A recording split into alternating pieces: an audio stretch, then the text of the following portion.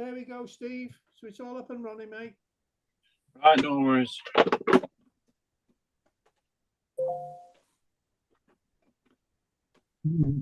Okay. Evening, everybody. Evening, Steve. We all good? Evening. Any football fans? Oh, stop it. Well, I don't really follow it, so it's just I thought you'd all be happy if you were. So I'm going to do a few patterns tonight, but I'm going to do a few dries predominantly, just because it's that time of year, and using a few dries, tiny few dries that have been working for me recently, both on the rivers and some stuff that I use on the still waters as well.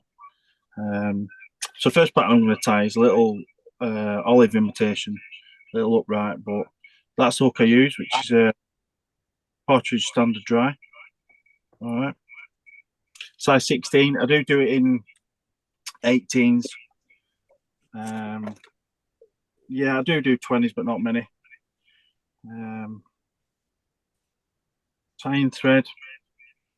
You'll see that most of the evening I use Simplify Nano Silk. So you can see that. It's 18.0. I buy it on a bulk spool, 500 meters, I think it comes on it. And predominantly I use it for everything these days. And only for the heads, I just use whatever threads I've got. Obviously, for buzzers and stuff like that, you need to use the your thread. But the important thing with it is you wax it. But that goes with more threads anyway. Croc de Leon. Where's that gone?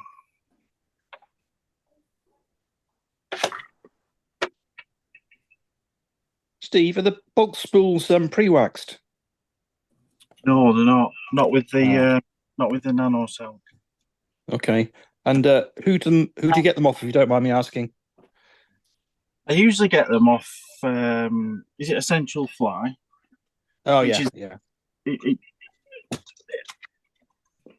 Whenever if you put it in the Simplify stuff, it comes up there. I'm not associated to them, by the way, but it's just a material I like using. Yes, yeah, no, I've used them. They're good. Thanks. Yeah, no, they are good. I don't bother with the coloured ones because the colour doesn't stay in. It comes off in your hands. It's pointless. But I'm not using it as that. So Cote de Lion for the tail. I don't particularly grab. I just grab a bunch of fibres, maybe 5 or 6. Not too precious about it. About half the length of the hook. Just pinch and loop. And then just one underneath to just bring the fibres back up. Just kick them up. And then back up. This pattern's been working really well recently. Our weather up here has not been the best, to be honest. We've had a lot of rain. But spoiling rain, we have had heavy floodish rain, but it's been that sort of rain that's just enough to bring the river up to make it not fishable, if that makes sense. When I spoke to my friends further down country, they've not had the rain that we've had at all. We're a bit old-fashioned with strip pico coil. Still get it off the eye. I will either use a rubber or my nail. So I'm just stripping the hurl off. I tend to find that the pre-strip ones are too brittle, and I don't like messing about with water at the Davisons. It's more hassle than it's worth, so I think it's just as easy to do it this way. Just tie that in at the back, and then slowly work your way up to the eye. And at this point, just put some super glue on, just to give it some a little bit of strength.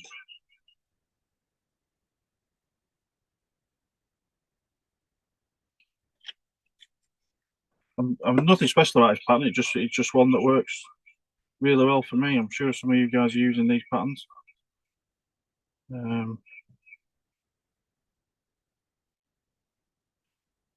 Also tie it in a olive strip quill version as well. This is just standard.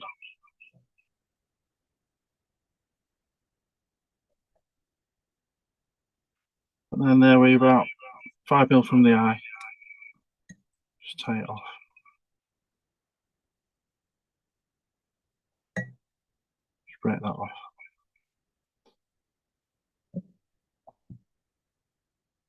It's not looking so bad. CDC, same. I'm quite lucky that I do quite a bit of beating and picking up through the winter, so I always harvest my own. So it's not super select stuff. It's in a tub. I just don't do anything with it apart from when I do harvest it. I just make sure it's not dirty. That's all, and then leave it as is as I get it from the bird. So it does. I have to go through it a little bit to select which ones I want, which is a little bit more of a hassle, but the feathers are generally better. So this pattern, I usually either use three feathers, depending on what they like, or 2. And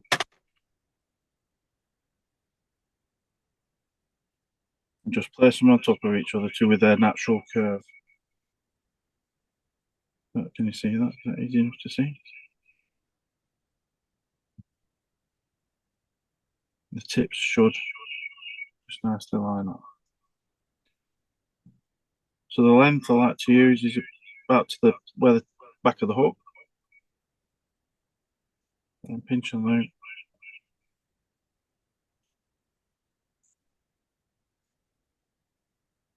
And then just come in with a blade and just tidy up. I prefer to use blades and scissors because you get a neater finish, but you do have to be careful with your thread.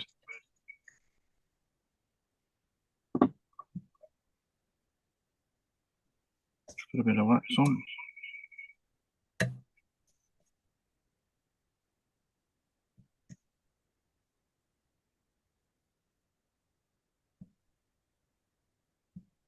And then just come in front of the wing.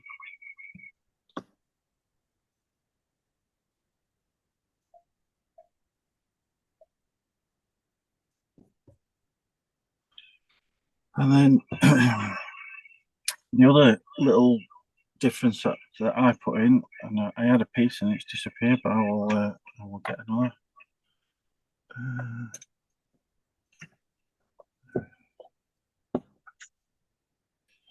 So underneath, I just tie a piece of pearl mylar, and this is just Union mylar in a 16. Just come in underneath.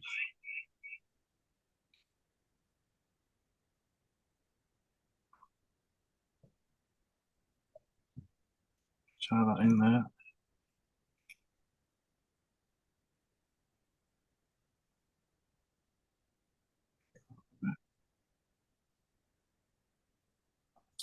And then I just use a hair's-ear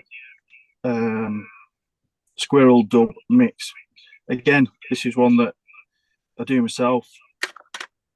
It's not often I'll drive past a hare or a squirrel that's run over on the road. Unless they're absolutely smashed to bits, then I usually pick them up and get what you can off them. Some of them that you can't use, but the majority of them you can.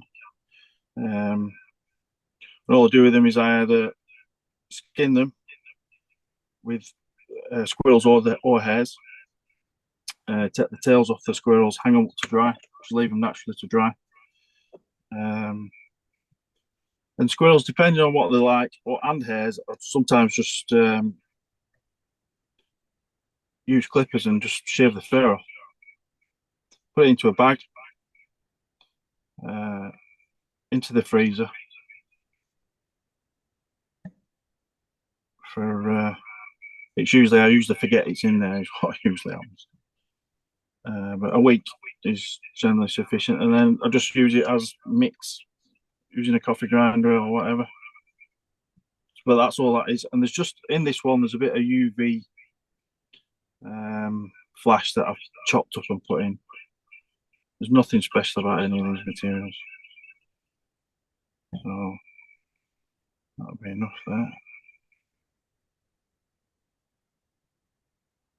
Just tie it up, I'll just pull that away.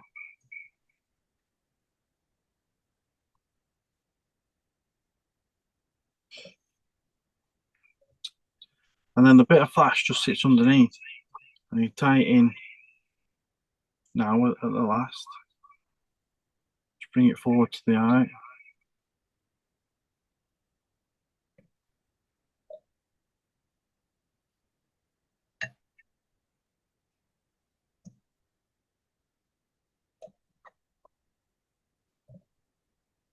And I'm just going to stand the blade.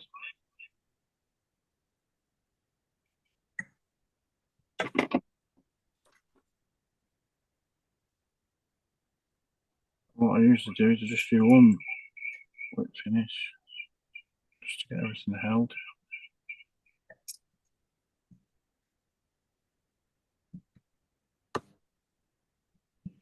And then just a little drop of super glue.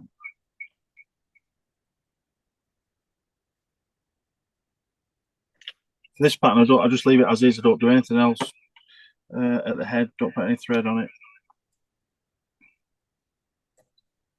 I think it's a fairly olive pattern.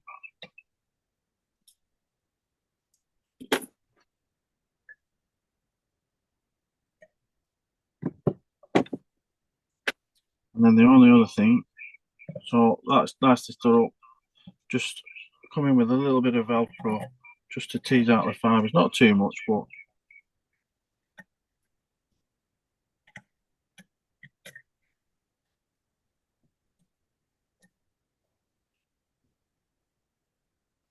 that's it. I tie that in, as I say, 18s, 16s are my ones that I use mostly, but I know some of my mates use 20s and stuff like that. But so, all right. Are most of you guys river fishing, or are you predominantly still waters, or what? If you guys want to unmute yourselves and ask Steve any questions and then remute yourselves. So, can you see that clearly enough? Or is that what's that like? Yeah. It's a little bit blurred, and for some reason, when you speak, Steve, you get an echo.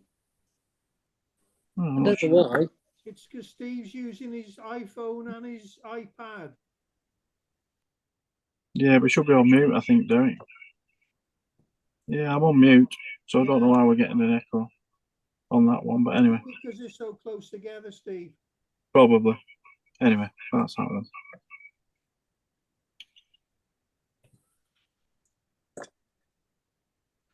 Right. Steve's going to take a picture later and put it on the WhatsApp group for you guys. That would be. This next little pattern is a descendant of the Midas, which I'm going to, well, we'll see where we get on for time, but I might tie that later on, but I'll tell you the story behind it. So the Midas came about, I fish with a competition team called the Ospreys, and I've done for, I don't know, too many years, 20 plus years. And we were fishing a competition in the early noughties down at Rutland. And Paul Davison just came up with the pattern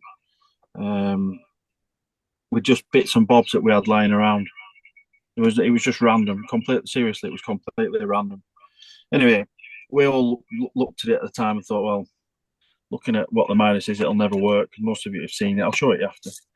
It won't work because everything about it is wrong. Anyway, it did work exceptionally well. From those early beginnings, we started using it more and more, but obviously people didn't know we had it at the time, and we were a group that were predominantly fishing nymphs and dries. And anywhere that fish were looking up at the time, particularly up north, the northern waters, Brennig, stocks, we had a lot of success with it, and nobody could. We just used to say we were using ginger hoppers at the time, but became a very, very successful pattern for us, and still is. People still use it. A lot of the patterns that you see now are slightly overdressed,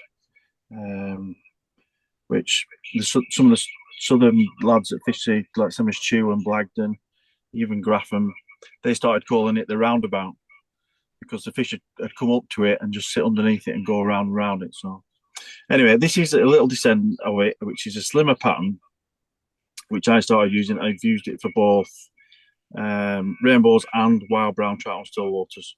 And this is a particular favourite for me on Malham Tarn. So the hook that's in the vise is a barbless wide wet. It's rare now that I tie anything on barbed hooks, unless somebody asks for in particular, but I don't do too much of that. But if somebody asks for them, I'll do them. Barbless hooks that are about now are pretty good. There was a time that there wasn't quite so good, but they are now.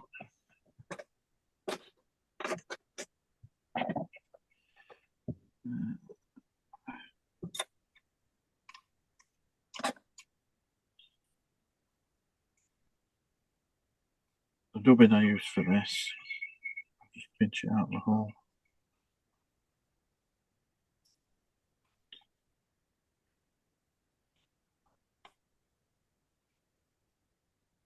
It's actually so the original one I used to use was Chuck and electric steel in Claret, but I use Chuck and Duck, one of his Claret shades now, which some of these dubbings are quite good. They're really good actually.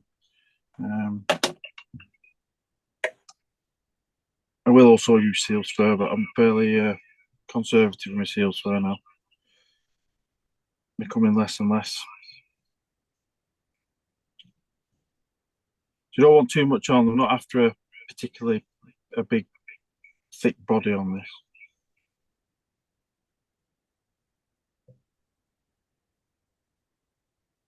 Just slide it on. No.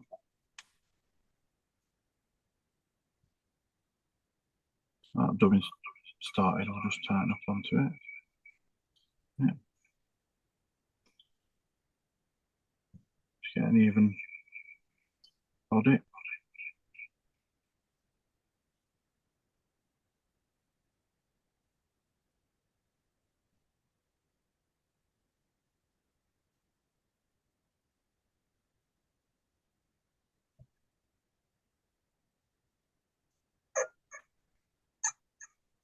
And then this is a 5 pearl mylar, 16 again.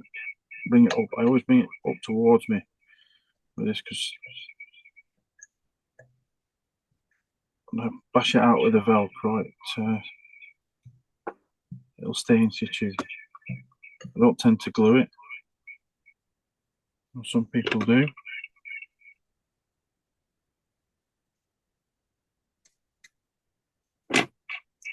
And I'll just tidy up.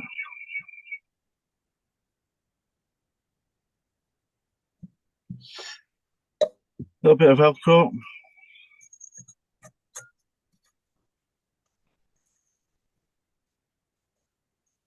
Feed the fibres out.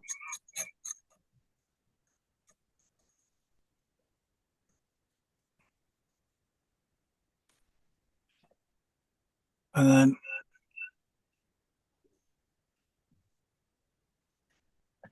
if you wish, you can use hopper legs. I don't. I never did with the original because it was just a profile I was after. And just use standard pheasant tail.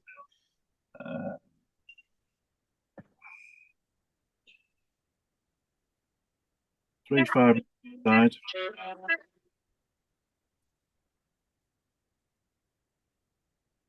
And then what I do is tie them in long on this side. Straighten them up.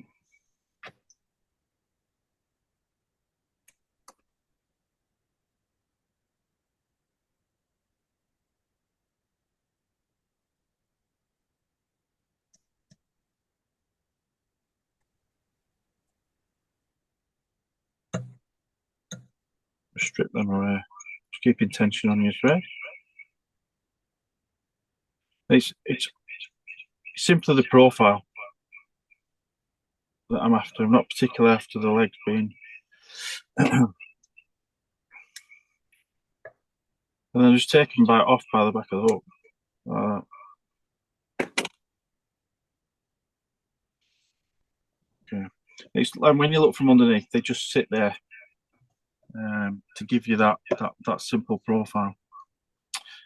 And then just CDC wing, a little tiny CDC wing.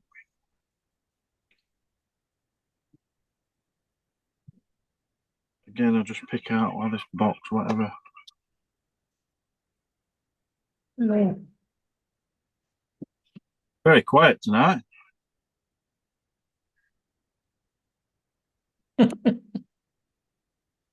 Everybody's quiet. They're all drunk last night.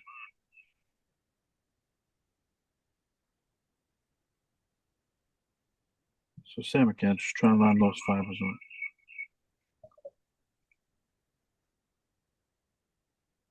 So about the back of the hook. Pinch and loop.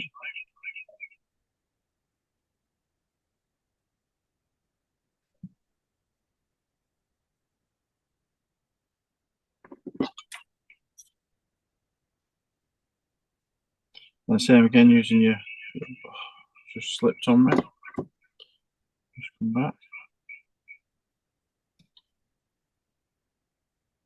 No, I thought that I should have waxed.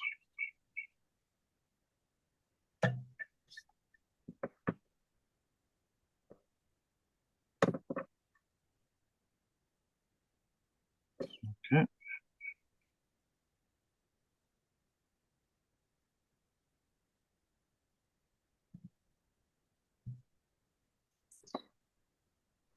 This little pattern is, I quite often fish it as a team of three. Do it in other colours. Fiery brown and black are the other colours I use. And I'll quite often put 3 flies on. Claret black, claret. Fiery brown, black, fiery brown. Or if you know, or it can be black, claret black, just depending on what's on the water. Do you always use natural CDC, Steve? Or do Sorry? you always use natural CDC for the wing, or do you use a coloured CDC? No, I very rarely use coloured CDC. I don't like it because as soon as they colour, take all the oil off it. And I've never really come across a situation where I've thought I have to have it coloured. So I don't know. I generally don't use it coloured.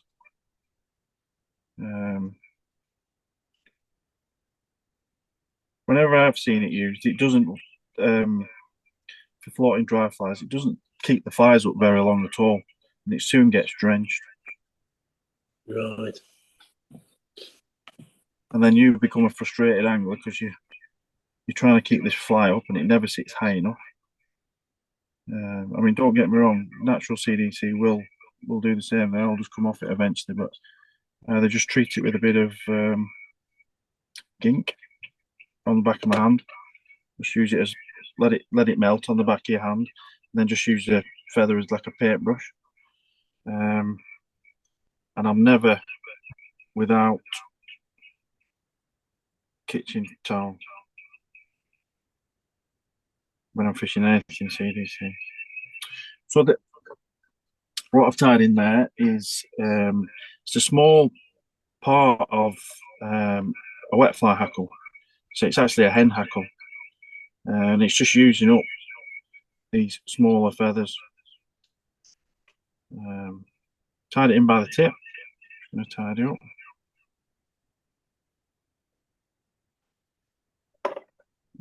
Hackle pliers. You right, Louis?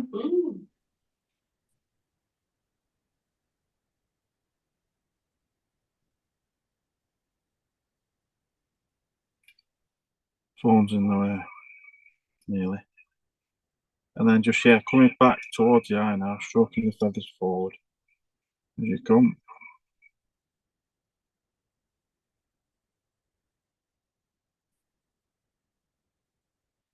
This will works really well in flat comb. Usually just go down a size in flat comb, or in water that's a bit of ripple on. I'll quite happily come and get it.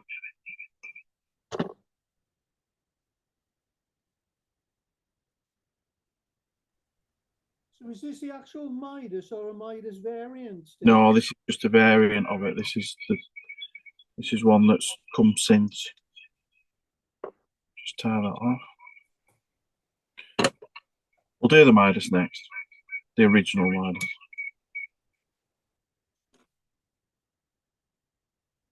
And then just tie the fibers on.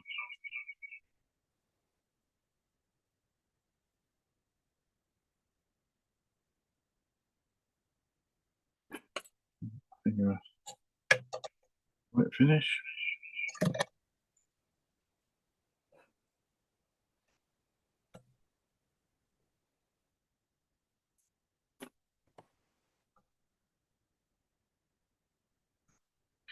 Here's to finish this fly with a black head. So I either use, well, I'm not particularly precious about it. This happens to be sheer. There is some UTC on there, but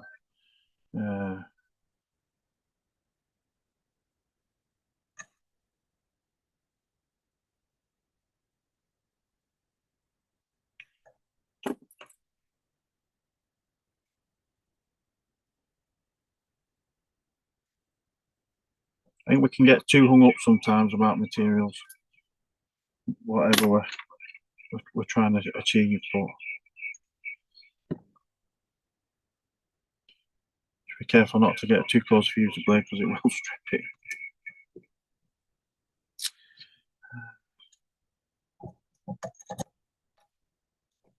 And that's it. And it's, as I say, it's when you look from underneath, it's the profile that it actually gives, and it just nicely sits in the wide wet. There's a little bit of meat in the hook, and it helps it just sit in the surface. The CDC just treat that. It helps you keep it up, and then just a bit of brush coat to finish it off, seal the head.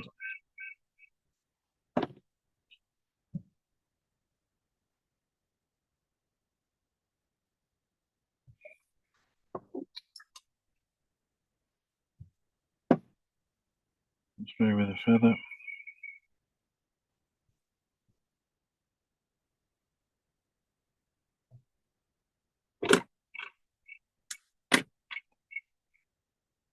So what sort of fishing are you chaps doing mostly? Where are you generally fishing? Reservoirs, lakes, rivers. Yeah, river, yeah.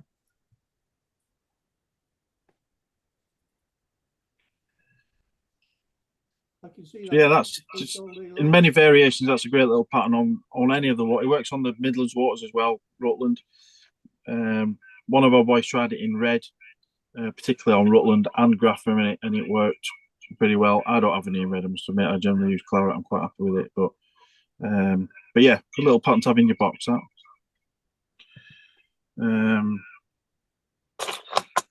Right, we'll do the Midas.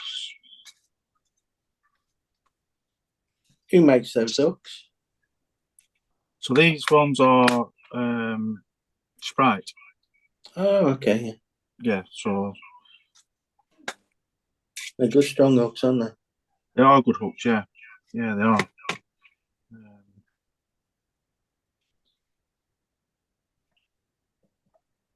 So the original Midas was tied on a B170 in either a 10 or a 12. And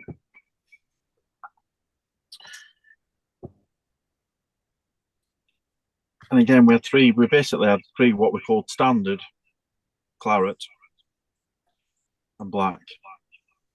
We didn't really go too far from those colours.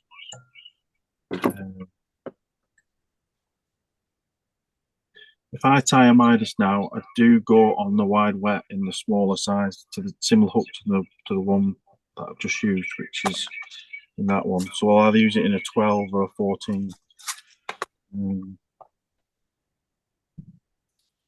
Need a bit of nylon.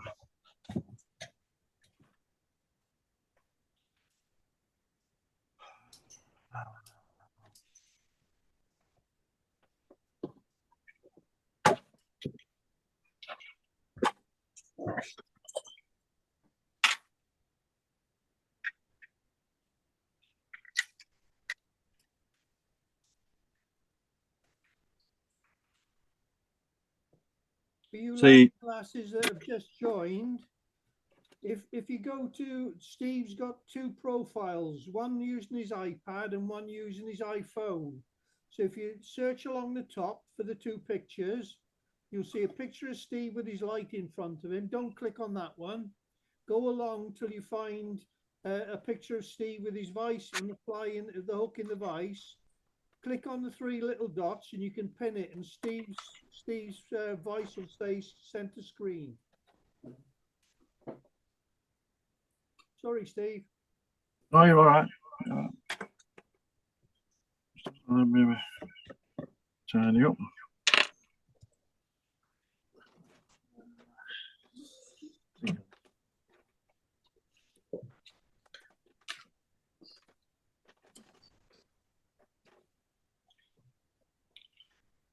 So we always used seal's fur for this, and this is the seal's fur mixes that I've always used. Another is a red in there, but Myra's fiery claret is what we called it. We call one Hodges, which was a standard ginger. I'll show you anyway, but it's like a gingery yellowy mix. The only reason we call it Hodges was because one of our team members, Davy Hodgson, sadly no longer with us. It was Davy that did the mix, and it was just a mix of yellow, red, orange, and a bit of olive in there. And he used to have a little pattern that he used to use it with. And then what we called standard was just ginger. There again, there was a bit of yellow and red in it that we just mixed ourselves. But there was never any particular. You had to have 25% of this or 25% of that. It was just what we mixed it to where we thought it looked right. So start with your dubby noodle. And when you see this fly, you'll think, Jesus, this looks heavy, this. So, sorry, I just tied in a rib of nylon. That's what we always used to use. So it was just some fluorocarbon or nylon.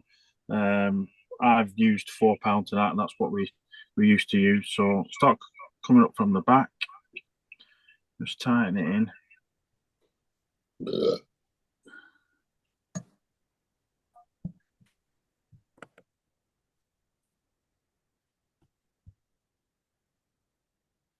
Paul always used to say, when you think you've got enough on, put some more on. So I'll come back down. The first flies that he did were really heavily dressed, but there is a reason for that.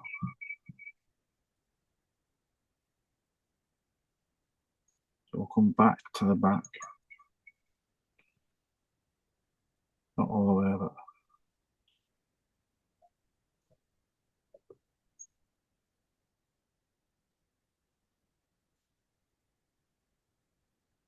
everything about this fly is completely unorthodox for what you would imagine would be a dry fly.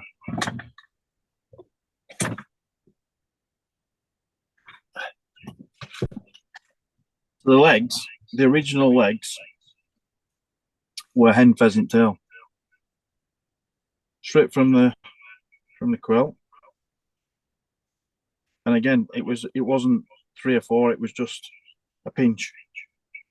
It's been narrowed down since then.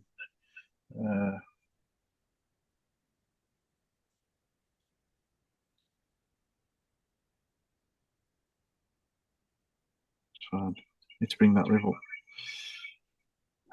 Bring the rib up. Take your time, there's no rush. Yeah, it's all right.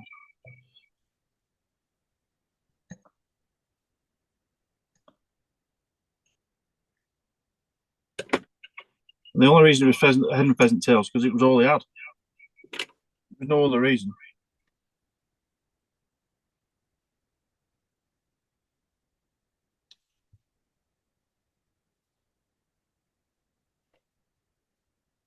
But the legs were tied in facing down.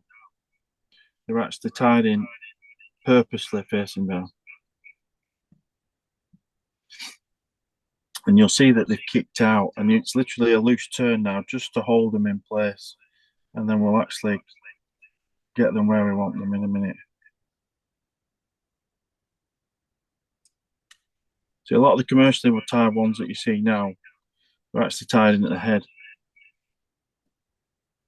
It's simply not how it was.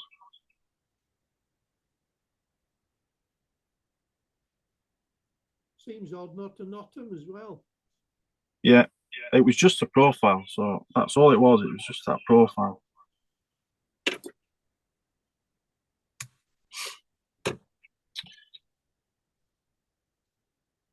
I think we just brought you should bring the thread back in a like that, and then it would make them sit close. And then we put some more seals through over the top. The one thing, if you do, which I'm not, if you pull it tight, it'll pull them straight out. As he's doing, you see it's pulling them straight out. You don't want them to come straight out. This, when we put some more seals through on him, and it'll, you look at it and think, geez, that's bulky. But it initially is, but then later on, when we hit it with the Velcro, and you want to hit it with the Velcro, it pulls it right out. So more seals first.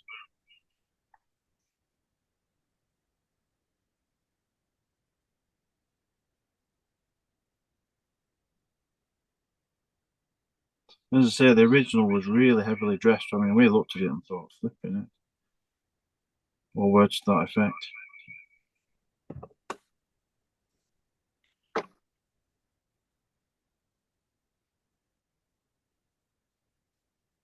What was the lad's name that designed it? Paul Davison.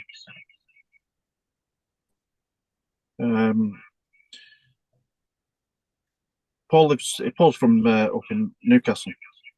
Really talented angler in his younger days. His health's not just the best at the moment, sadly.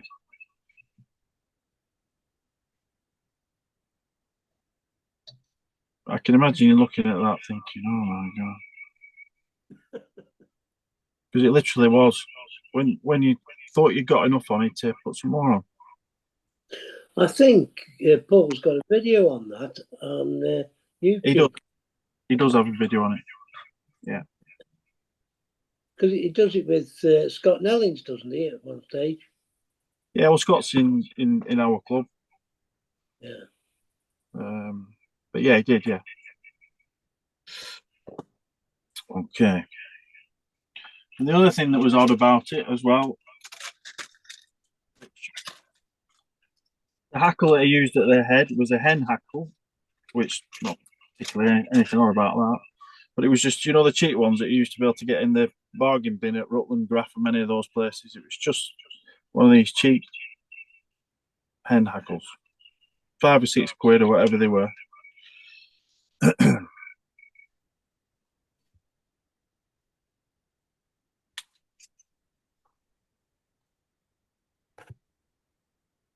It's just slightly too big, that actually.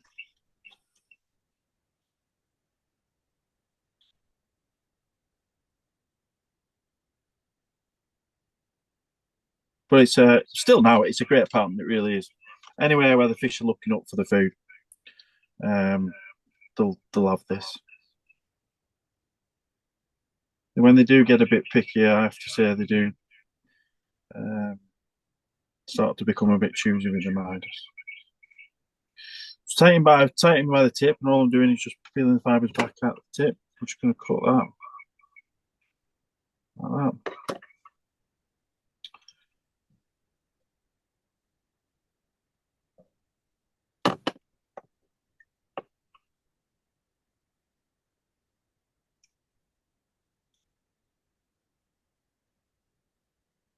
Like that.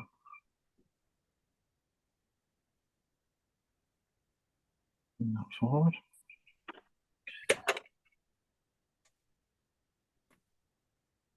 And again, the hackle that he used was really quite long.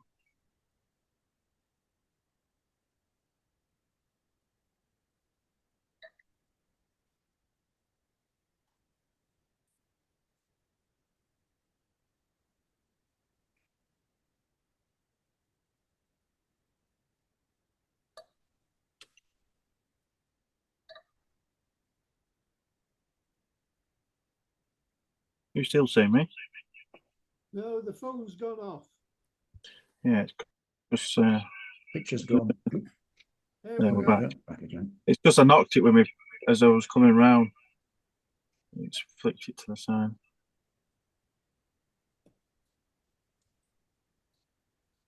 So it looks horrendously scruffy. Because it is, unfortunately. So you got your hackle in. Just come in and tidy up now. There's this area that we come in and tidy up. I'm just going to put a bit of wax on.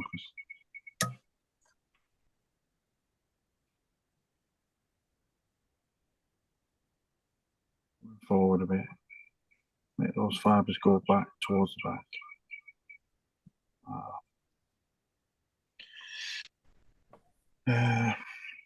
Where's my little... So it was at this point, you cut your legs off flush with the back of the hook. Like that. And that's how the original was. It was literally with the legs sticking out the back, not tied in. Most people now are tying them in at this point before you put the hackle in, which was never the original. And then Paul used to do is literally just, he was unbelievably rough with it.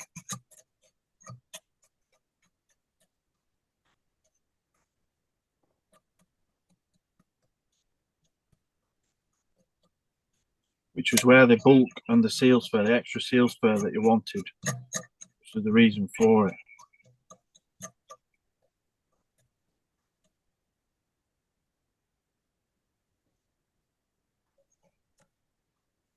It floated like corks, but it was no wonder.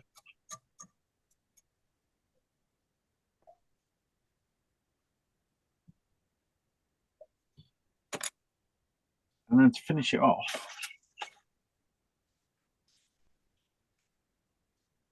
at the head,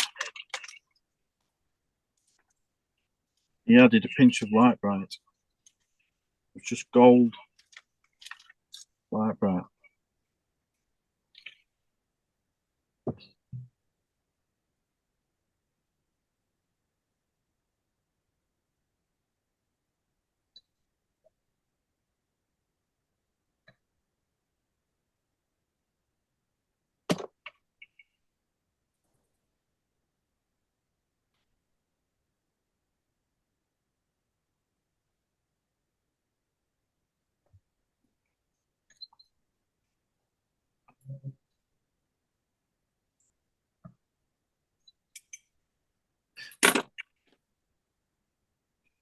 Got that off.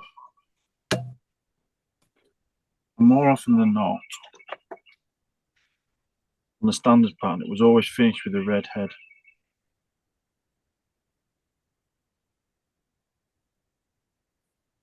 Which catches more fish, Steve? The old style one which you just tied, or the variant?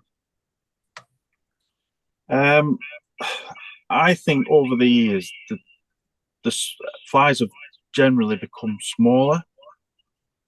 So this is, we've been using this 25 years, it's 25 years, Jesus. And it does still work, don't get me wrong. But I think the smaller flies, Derek, generally are better. Some of these fish are seeing a lot of flies, and that was it. It was the scruffiest looking fly you've ever seen. But it worked. With the amount of competitions that we fished in the early noughties into the mid noughties, particularly on stock to Brennig, would go down to Graph and Chew even at the time, and everybody else was using nice little hoppers, and we were using this rough boy, but it worked. It worked, and it kept on working for us. But so that was it. That was what we kept under wraps for so long. Like I say, we used to call it. We just say we were catching our ginger hopper, but yeah, that was it. It was quite funny at the time, really, the amount of secrecy that it was sort of kept under. But there again, it's just the profile of underneath. When you look from underneath at what it's like, I don't suppose you can see that well, but it's just how it sits on the water, and it can represent anything. Cow dung fly. Pardon? Cow dung fly. Yeah, literally anything. Anything terrestrial wise, it'll sit there. And then particularly we did a black and red one for the heather beetle. And the heather fly, sorry. And that worked really well. But the standard will catch when beetles are about as well, which is why it works so well on stocks, because everything was terrestrial at stock.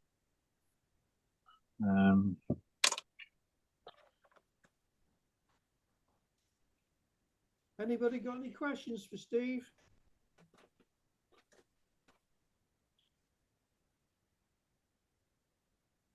No, they're all happy. They're very quiet tonight. They're all muted, that's why.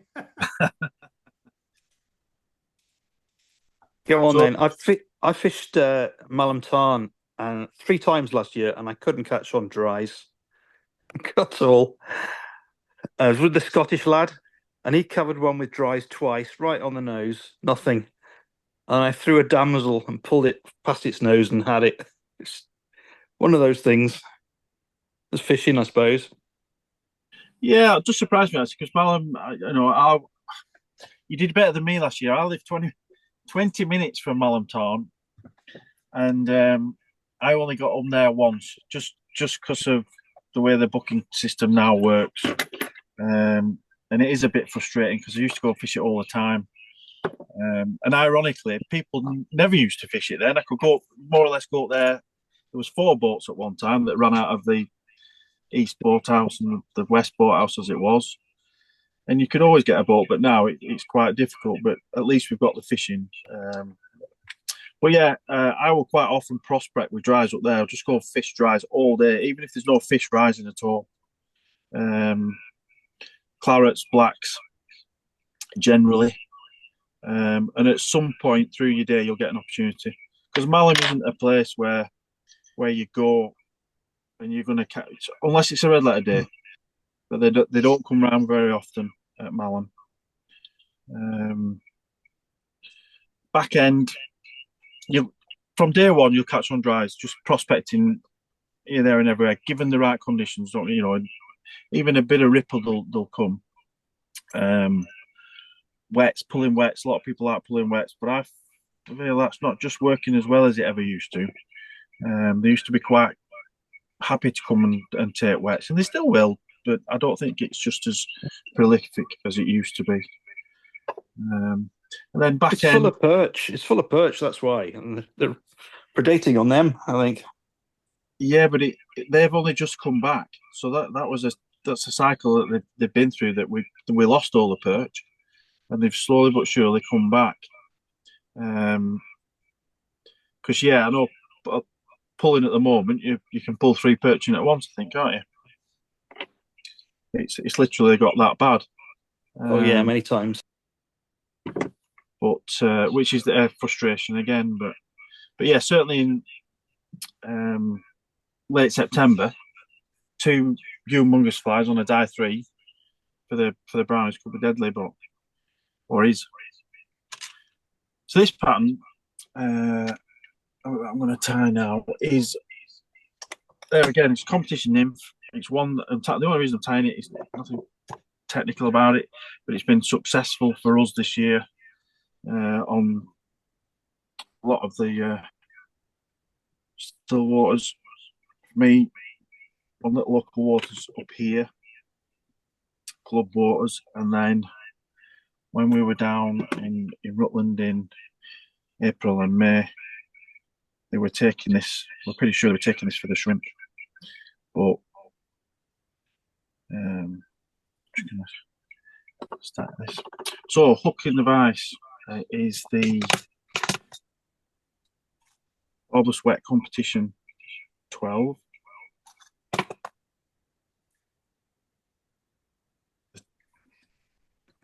The tail is actually squirrel.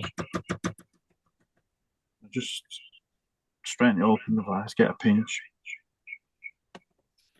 This is one that I don't know where it came from, but it's one that I've dyed, and it's just been dyed a light fiery brown. That's all it is.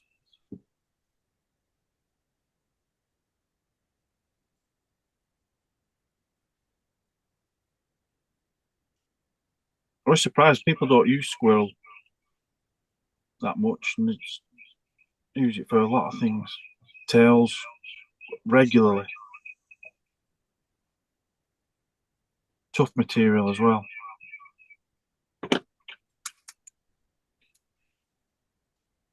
John has been kind enough come in to and some tie for that us, up. hasn't he, John?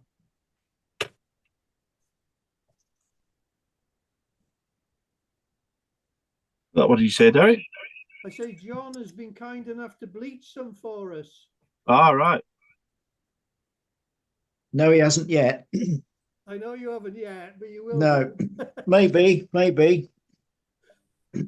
Take your time, John. There's no rush. Yeah, we'll do, mate.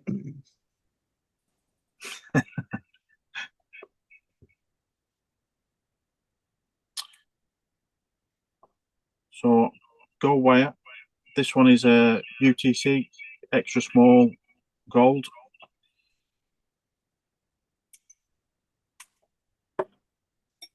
That's our rib, or one of them. Catch that in. That towards the back.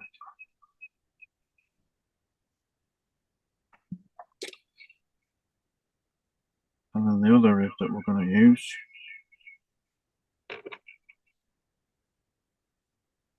is ice blue in medium.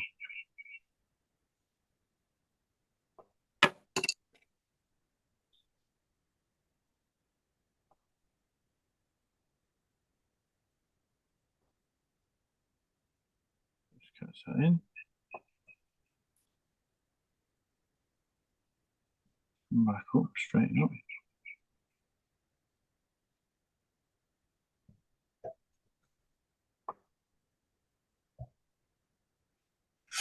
And then just pheasant tail. Usually use 3, 4 fibers.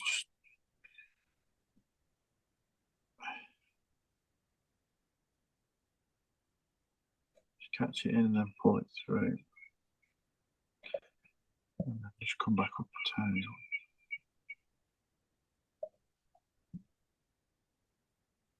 Lost one already.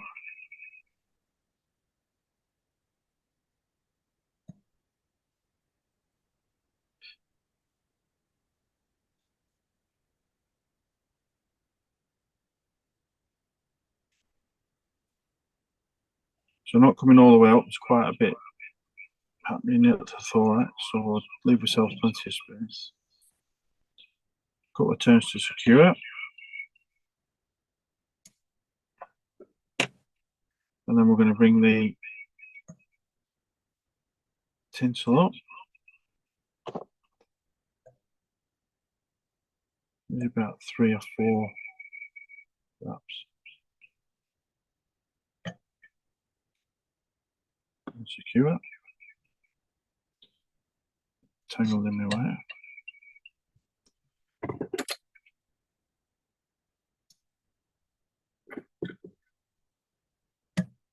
Just tie that on. And then just keep it all secure because this mylar is quite delicate. Just over rib it the opposite direction with the fine wire.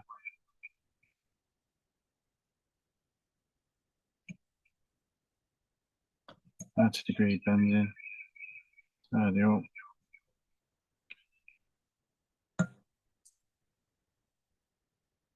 And then back down.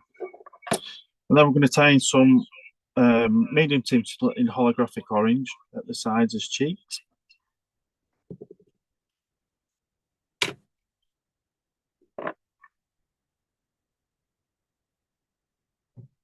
It is a bit of a faff pattern to tie, but whether it's just a flash in the pan this year or I don't know, but it's certainly working and has been working. So maybe.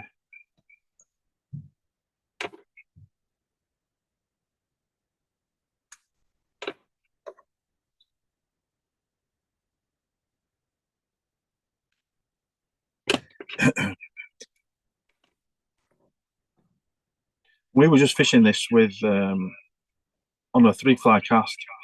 The water was so clear. We were fishing it in Rutland in April in particular, and then in May. But the water was so clear that 4 flies was too many. It's just too much on the cast. As soon as you drop down to 3, takes definitely improved and were more.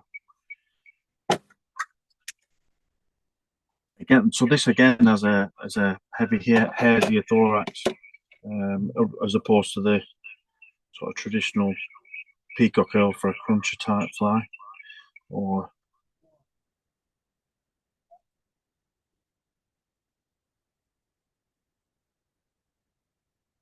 this is just that mix that I use, and I use it for a lot of things, a lot of patterns. Again, quite heavy on it, but then when we just pull it out, it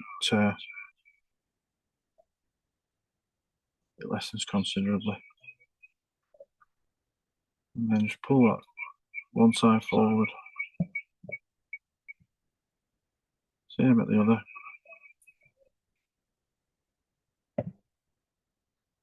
Just tidy up.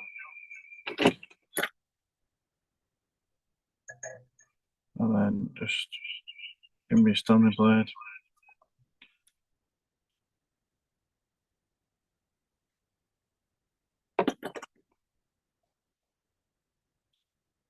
Tidy up. And then you Velcro at this point and just sort of stroke the fibres out. Keeping your tension on your thread too.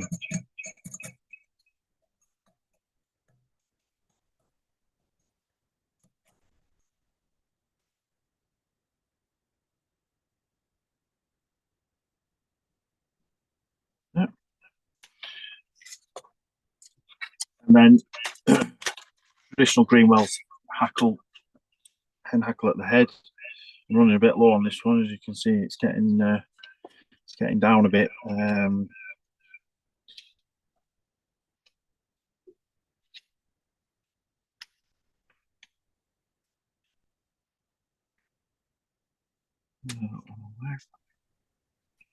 You got a name for this, Steve? No, we haven't actually. Nothing in particular.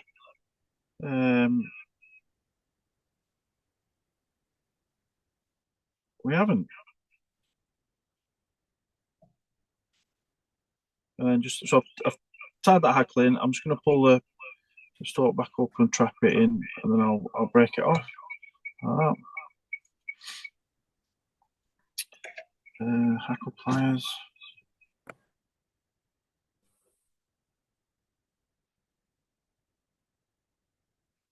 I don't want loads of hackle on this. Probably won't use all this, but there's also want to leave a bit of space at the head.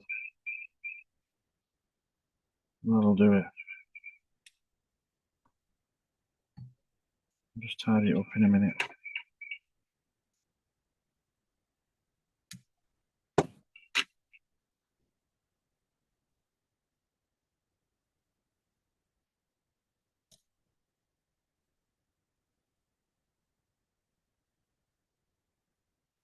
Okay. So I'll just put a lip finish in. Get back everything under control.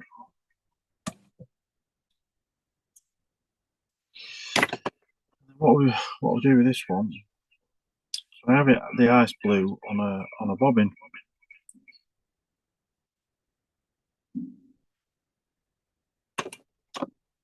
Bring it in over and underneath.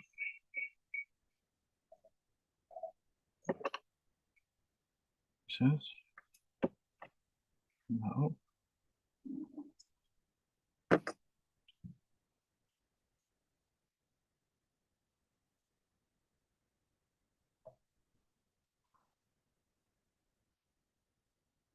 Get it in.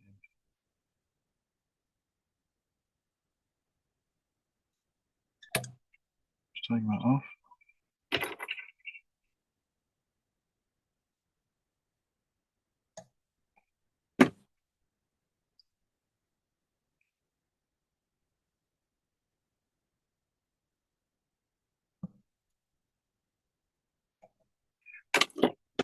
That's securing now, so I'll take that out.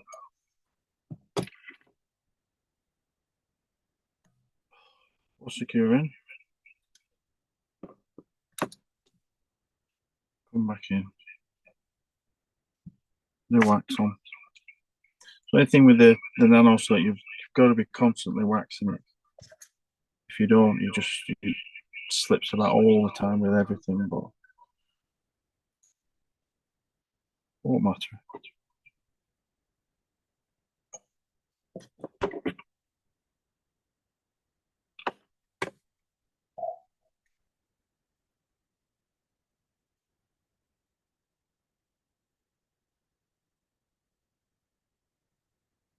It's time.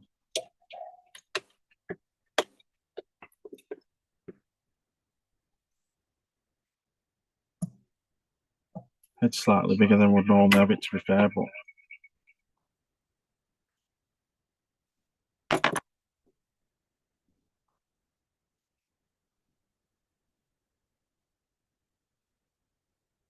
what I usually do is round once and come with your whip finish tool. Once more, twice.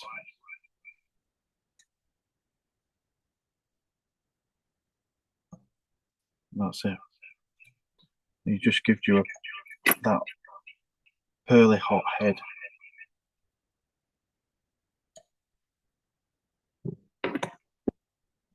And then varnish it. Just do give it 2 coats of varnish, this, usually just to secure it, but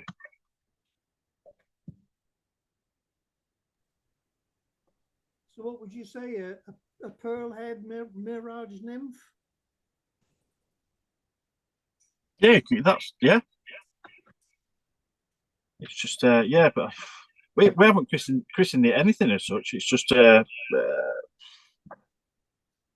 one of those competition variants, isn't it, that I guess doesn't get christened as such, but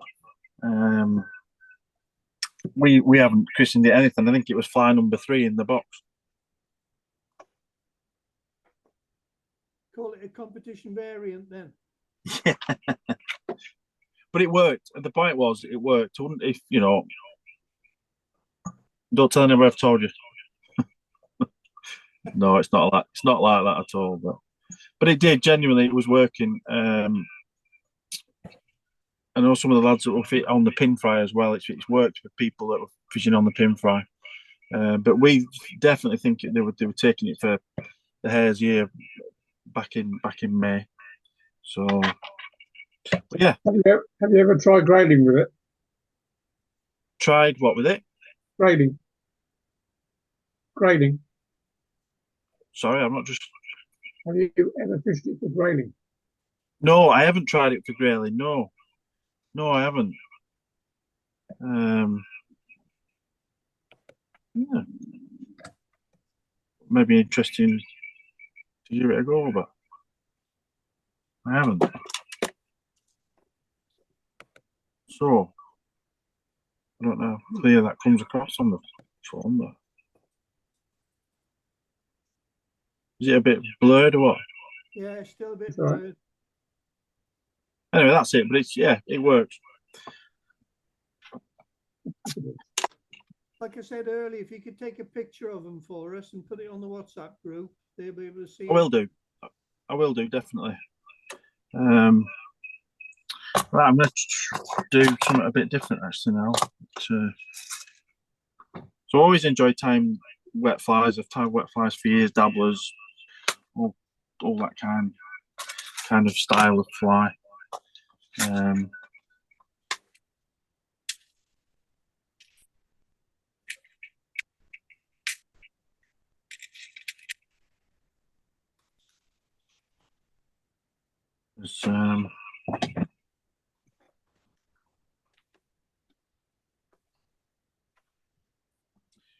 It's one of these variants that I don't know how you can see that, but there's some sunburst ones, copper olives as we call them, but they're all generally used them for browns, but I do use some of these patterns for rainbows as well, but there's some clarets in there, black and olives, fiery browns and black and clarets, oranges.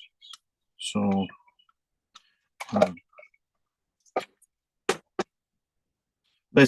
most of those patterns that are in there are tied on the wide wet.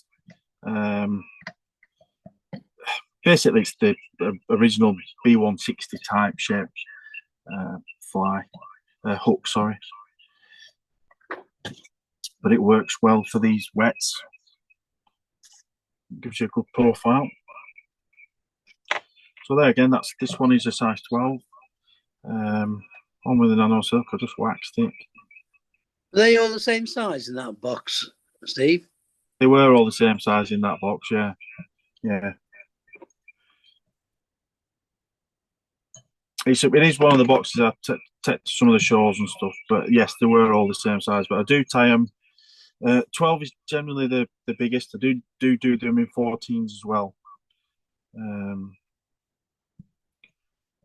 So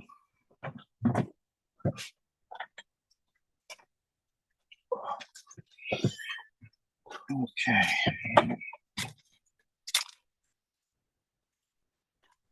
So a bit of golden pheasant tippet.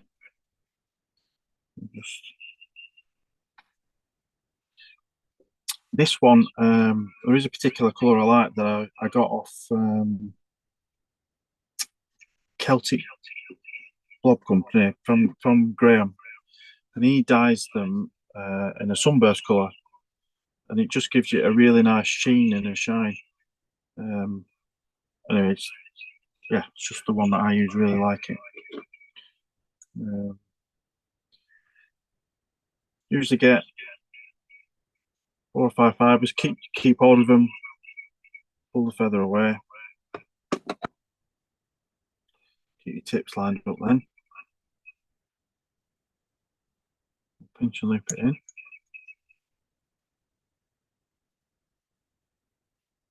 See how well for him. Good.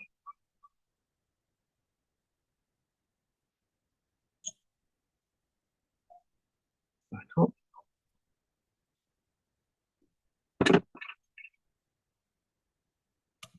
Just turn that up.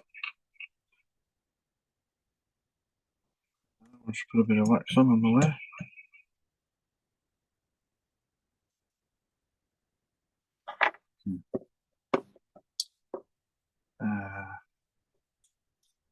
Again, we're on it's actually hot yellow wire. This it's a small UTC in hot yellow.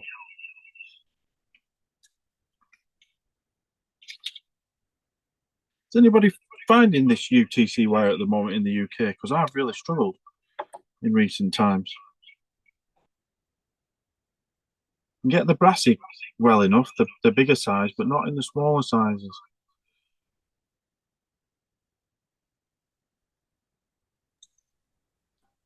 I bought some at not this year's BFFI, the year before. Yeah, when I was there this time, and I just couldn't find any at all, and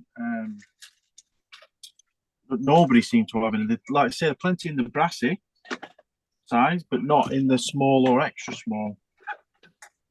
I don't know. Some of the other wires, they're not just as reliable, I don't think, but they're not bad. Don't get me wrong.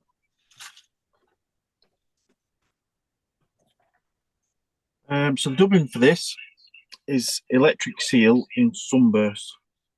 It's an SLF material, but it's the dyeing of it's a nice colour. I've no association to these companies, by the way. I'm not trying to promote anything.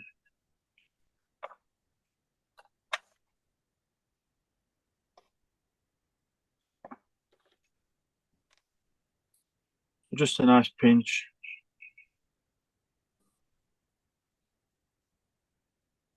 Just dub it on.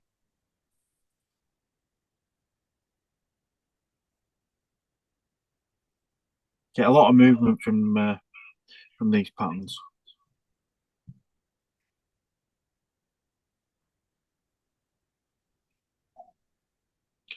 And I'll use these on wild browns quite a lot, but I've also found that they work well enough for rainbows as well, particularly when people have been pulling blobs, boobies, whatever else, and they've seen it all. Quite often, these will start picking fish up where they've stopped picking them up on frits and feather of boobies and all that. Hackle.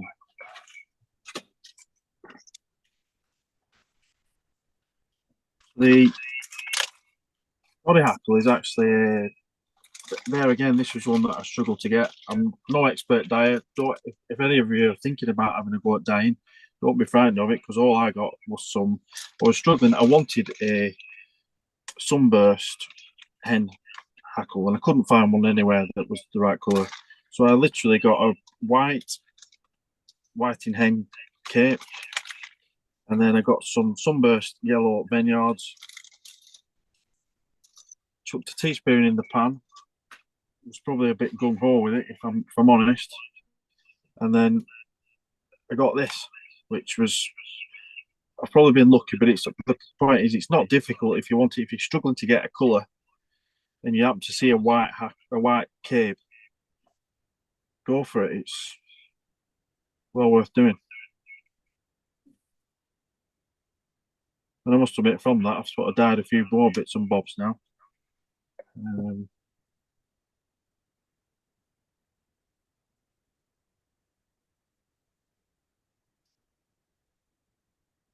That's so much.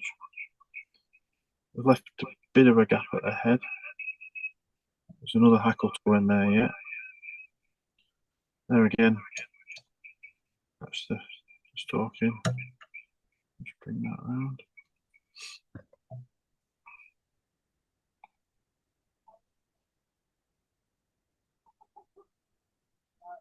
So I usually put a couple of turns at the head, just depending on the hackle like that. That's grand. And then just quietly work your way down. Bit brittle that. We'll just come back. Straighten that up. Again, two at the top.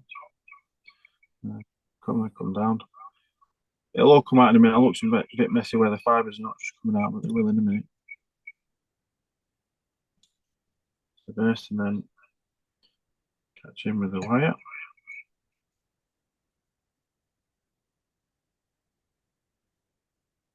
Way back up.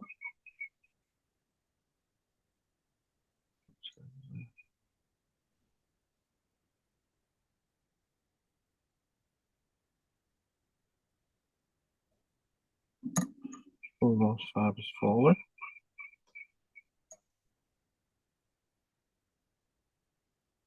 Add to the very bend. That's it in. You can try and break it off. Tidy up. Just break that off. And then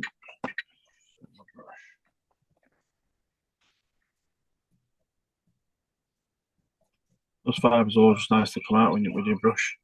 And you think they've been squashed underneath, but they're not, and that gives you your movement. You nicked the wife's toothbrush. Got a collection of toothbrushes, various jobs. So a bit more wax on, and then a hair tackle of, there again, a white in hen cape. This was a badger one, dyed in a chartreuse.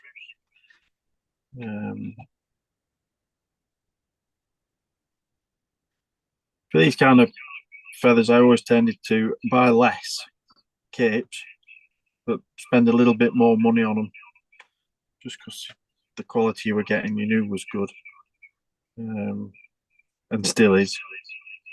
Although they have gone up significantly in recent times.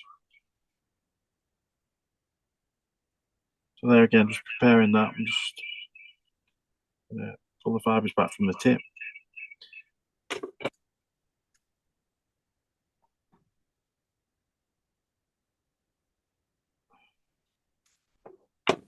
Triangle. Tie that in.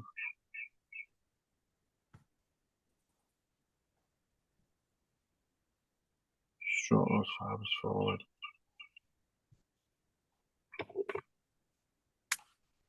And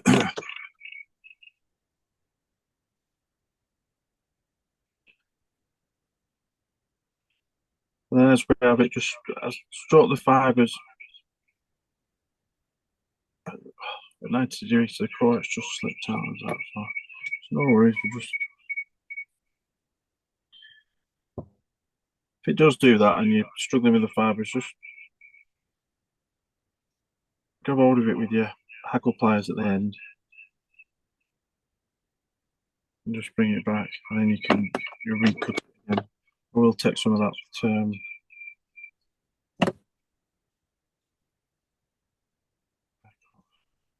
Okay.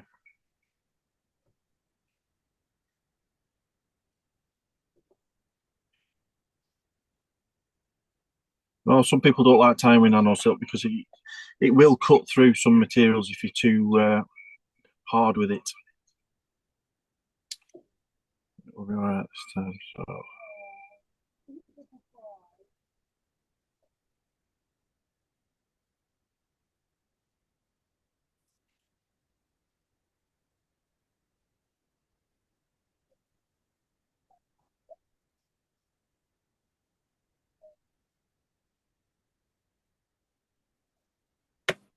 There's a bit more enjoyment in tying patterns like this.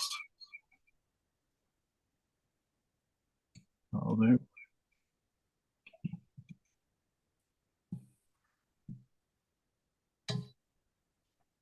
Come over with scissors and just trim away.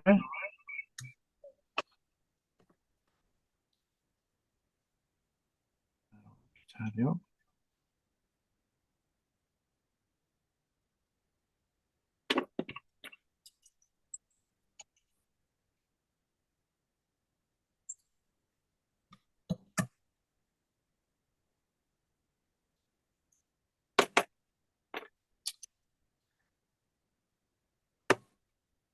I bet that's a crack in a tractor pattern pulled through a wave. It is, yeah. And the other one I tie in is like an orange, but it is pulled through a wave, and a claret one. There's a claret one too. I think I have some pictures of them somewhere, so I'll put them up on the WhatsApp so you can see them. But it is great pull through a wave, but it's just it is simply an out and out tractor pattern.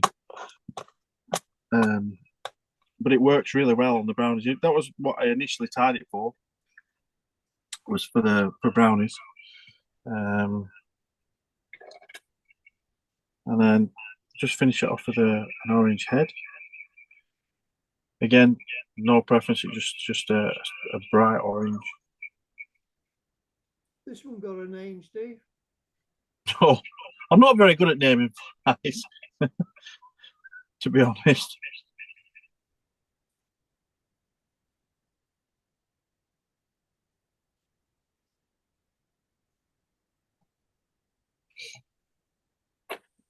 The other thing with the nano silk, it does allow it. It's quite forgiving in the if you're crowding the eye, you know, you can get away with a bit more.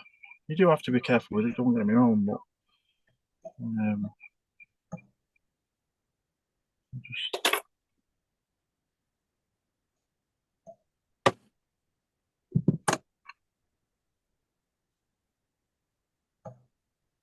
but yeah, pull through a wave, and even on sunlines as well for the brownies.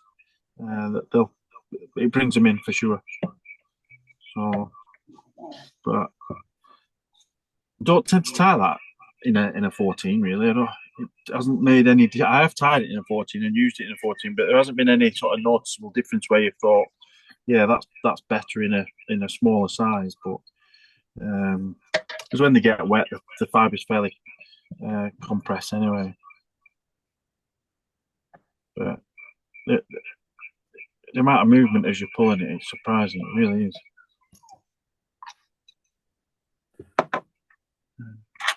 So what shall I list it as? Just a sunburst wet?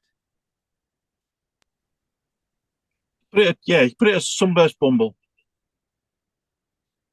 Derek, if you like. And then just clean the eye with.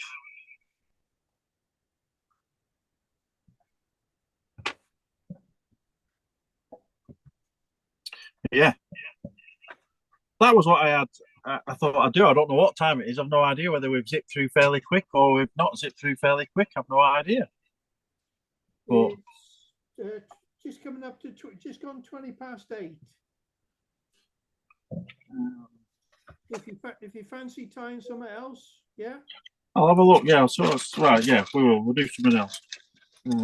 We'll do. I'll do a dabbler. Oh, I love dabblers. Is what we'll do.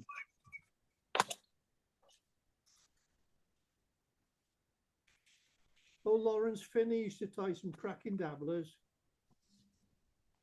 Yeah, there's some of those Irish tyres, brilliant, absolutely brilliant flies that they put together.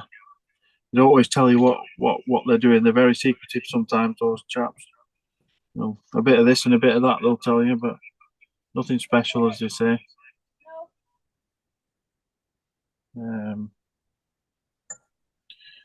Right, just give me a minute.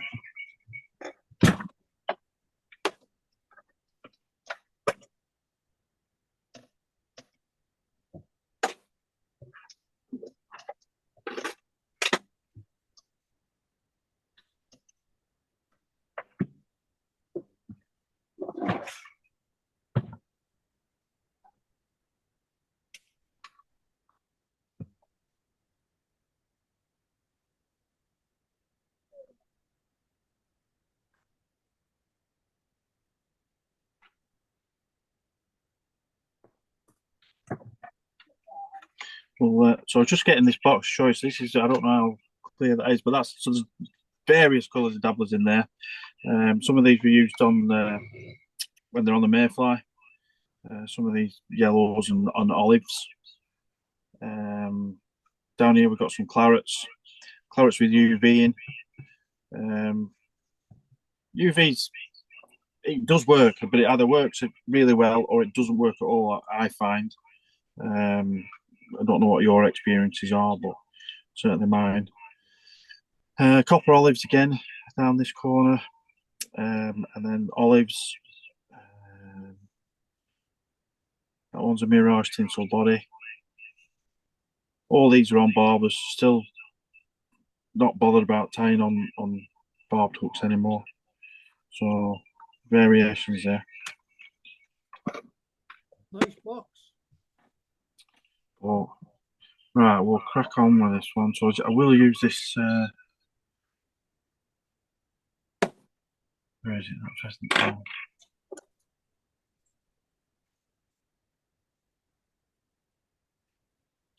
Yeah, just standard pheasant tail. We'll put in as. The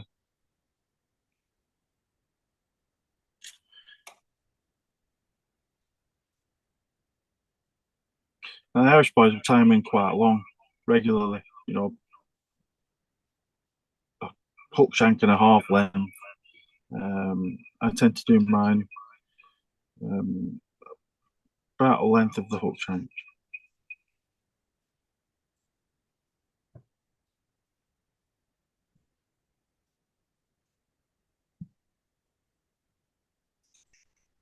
Tie it up, that'll do.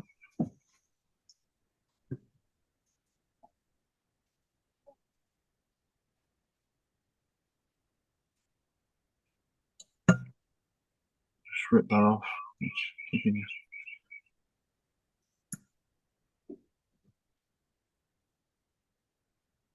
Just turn it up.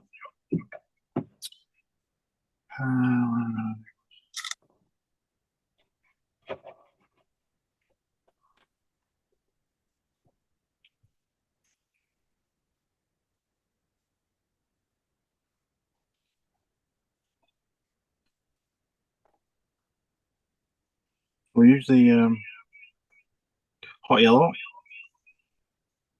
Turn that in.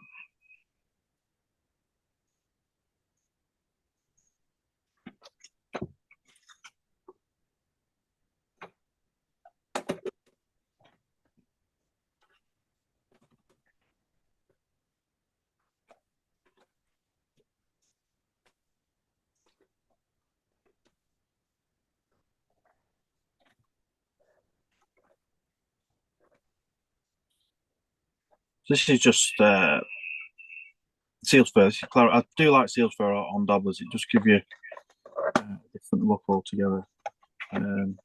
These boxes, by the way, were just them Parkside boxes from Lidl that you can get for.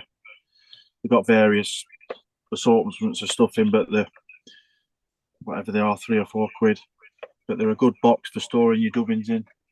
That's what all these are. By the official ones, they're an absolute fortune. Stephen, did you say from Lidl? Yeah, they're from Lidl. Yeah. Yeah. Oh, good. Excellent. Thank you. There's various assortments you get, like washers in them and nuts and stuff. And so I've got a large pinch there. Not too much. But yeah, they all sorts in them, and you've kind of got a win-win because you've got the stuff that's in it and then the use for the box.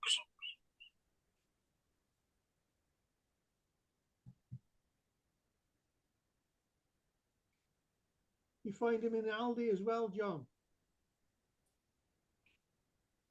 Thanks, Derek. But we have a local Lidl, not an Aldi.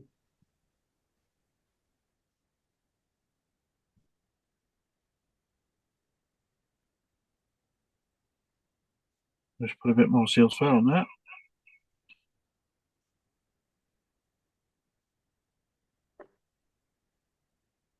Does anybody get to fish dabblers in your? But not really.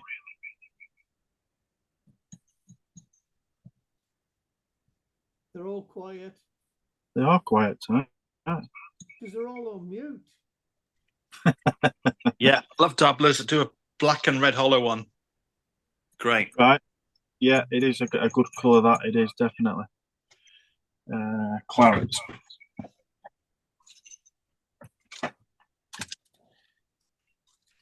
I used to always use hen hackles, the wet fly range from Lakeland. The whiting ones. There wasn't in recent times. There's been nothing else around that was anywhere near them, quality wise, and the number of feathers that you got. They're not cheap, I know, but worth it if you want quality hackle. And you know that you can order them online and not be disappointed. You know what you're going to get. So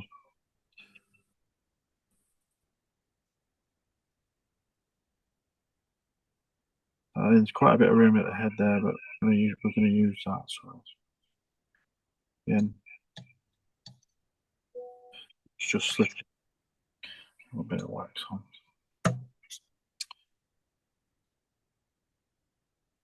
Now, get that off.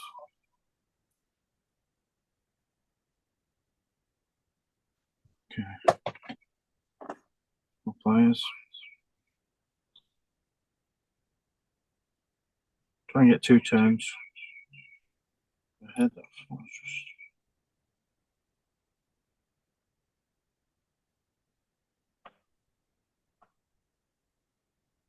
I'll tie these.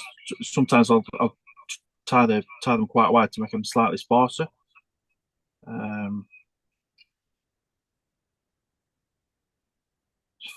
5 turns on there, I think. That's it, and bring the rib back through.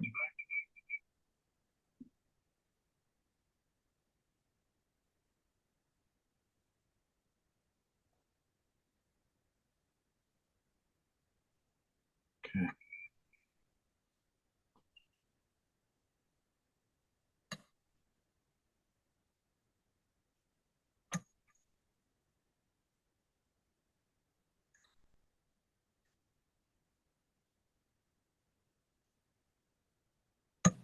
Turn that off.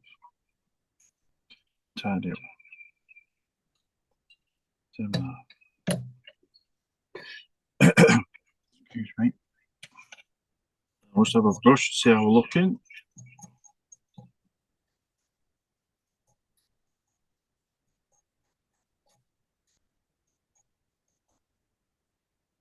Yeah, tidy those fibres up there. Right, let's get some mallard.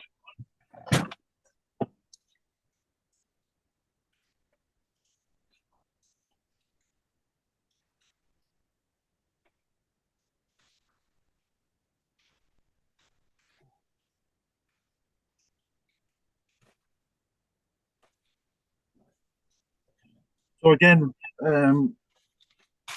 when I'm out through the winter, I generally harvest my own mallard, which I know I'm lucky to do, but I know some people struggle to get hold of it at times. It's a lot of good stuff anyway. I just usually collect it in Ziploc bags. Again, I don't do anything particular with it. I just put it in the freezer. And that is just literally as I have pulled it, as you can see in this one. It's just coming out in clumps, and that's how I've harvested it. When I tie dabblers, I'm going to show you how I do the style, because not everybody does it like I do, but a lot of people do now. Not particularly bothered about a left and a right. For a well-marked feather. Just clear the rubbish off. So like that. Still with your nano silk. Make sure you wax it with when you're using the mallard, definitely. And then just straighten the fibres out. I usually take more than that.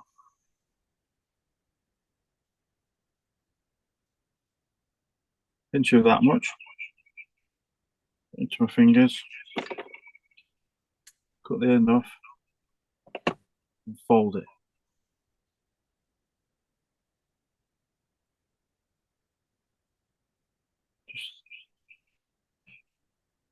And then I'll offer it up to the side. I'm roughly just past the bend of the hook. Just hold it on the side, bring it round.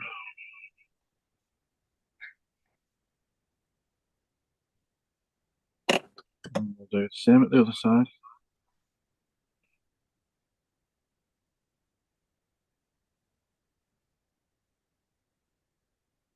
So similar pinch. Yeah.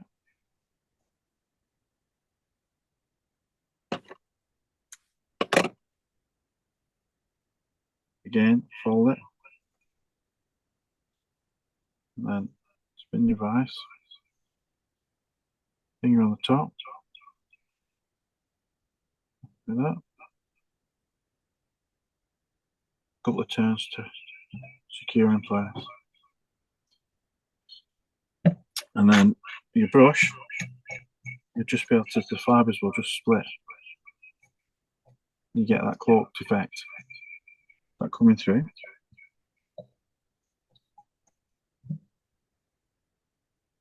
And at this point, just tidy up. A very useful tip.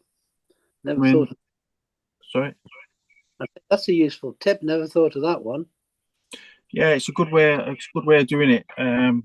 You get a consistent method of getting your mallard on, and also you don't tend to get too much build up. But I always use a the blade to cut the mallard. Mallard's quite harsh on your scissors, but also you don't always get a very good close cut. You do have to be careful about your thread. So usually come at this point, tied up anything that's near the eye, and then again wax on my thread.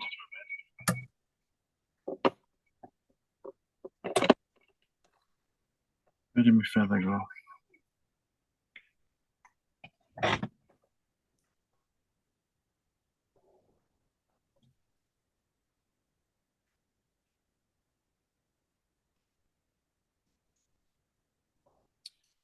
And then for the last part of it, so it's basically done in 3 sections, we'll take a slight bit more, which I'll tear off now, but perhaps a centimetre.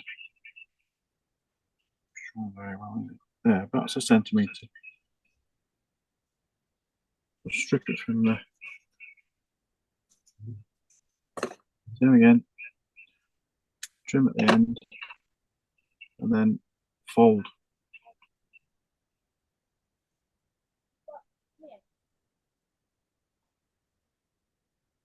So you end up with it prepared like that. And then offer it up to your fly. So you're going to be slightly longer than I've tied those the mallard in at the side. Hold it across the top. You're happy with how you've got it positioned. Pinch and loop. Don't let go at this point. Just secure in place. And then you get that cloaked effect. So that's coming through.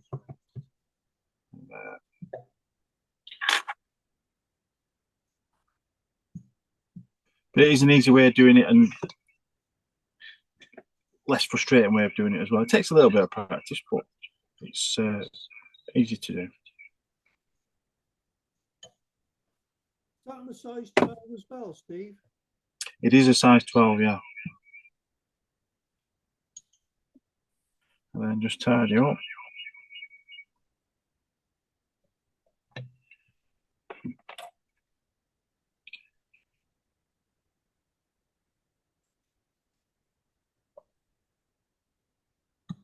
Still use jungle cock on some patterns. I don't think it's essential, to be honest. If you do like that, you can use goose bites, are as good as anything for this kind of pattern. For sure they are.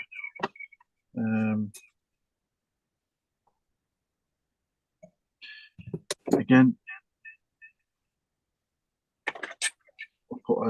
you usually put a claret or a red head on. I haven't got any claret thread just, so I'll put a red head on.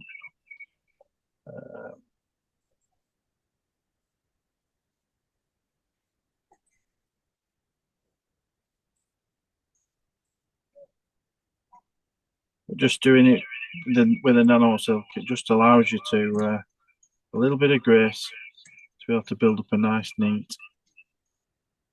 head.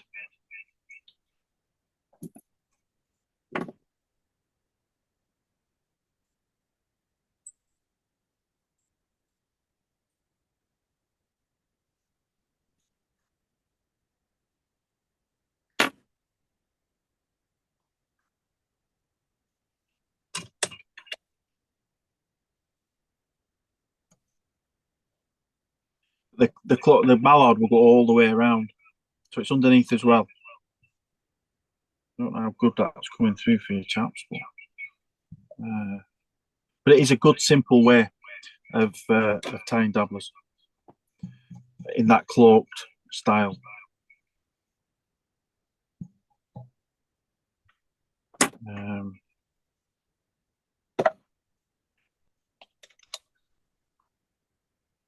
If anybody, if you're sourcing some good bronze mallard, the Irish disabled fly fishing team, they sell it. I think if you just put that in on Google, it comes up. but they sell it to raise funds for the Irish disabled team. Is what they do it for. But the quality of it is really good as well. So if you're after any, it's a good point to look for it.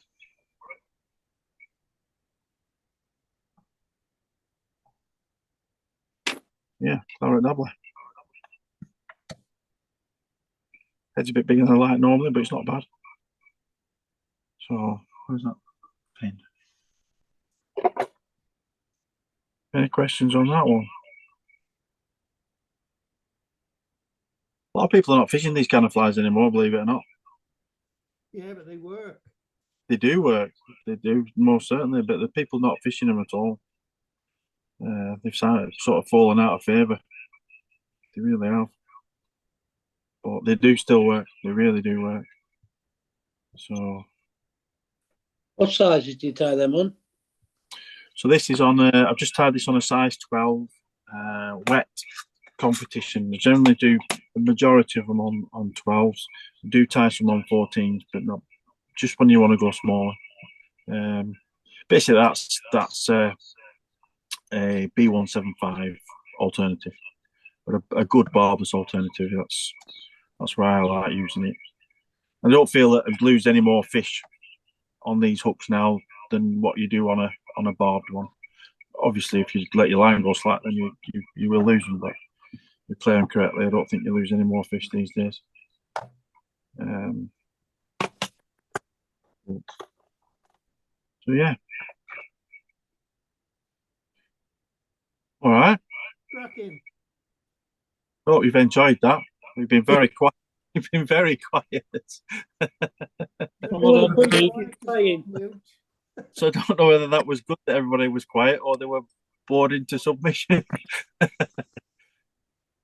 Cheers, Steve. Absolutely no problem. Thank you Thanks very very much. much. Yeah, awesome. Thank you, Brilliant. Steve. Thank you. Thank you very much for having me. Thanks, Steve. Really enjoyed it. Good. Thank you Right. very much. Come back again. Well, I missed that, Derek. Come back again. Yes, I will come back again. Yeah, that'd be great sometime. Yeah, that'd be brilliant. Thank you.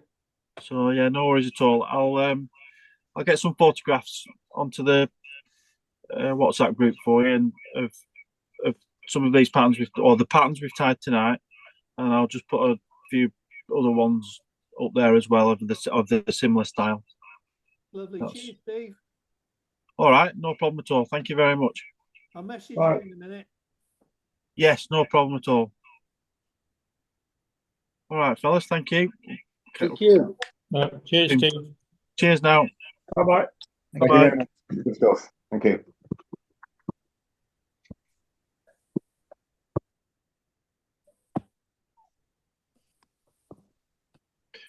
I'll try and get someone tonight, Derek, but it might get to tomorrow with some of them. You do it when you got time, mate. But yeah, I'll get them done soon as I can, sooner rather than later. Yeah, no worries. Then they're fresh in people's minds so they can see them. Cheers, Steve. No problem. Thank you very much. Cheers now. Bye bye.